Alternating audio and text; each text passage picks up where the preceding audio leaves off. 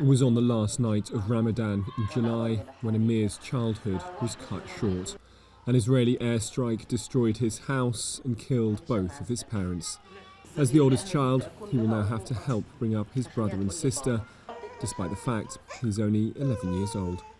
When my father and my mother died, I thought I'd rather die with them than stay alone. The 50-day war against Israel saw over 2,000 Gazans killed. Nearly a quarter of the victims were children. Families have been ripped apart and hundreds of new orphans created. Bisan is another whose parents and siblings were killed. She will now stay with her older sister.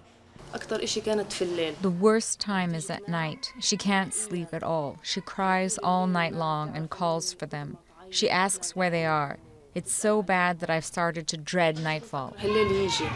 Some of the orphans will be able to stay with other family members, but others will come here and live out the rest of their childhood at Gaza's only orphanage.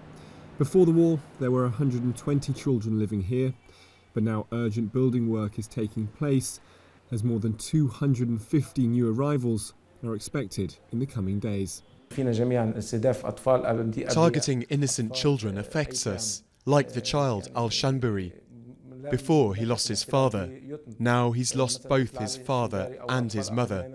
We have also the children Aisha and Hiba. They live here at the institute. They recently lost their mum after having already lost their father. Now they've lost both of them. The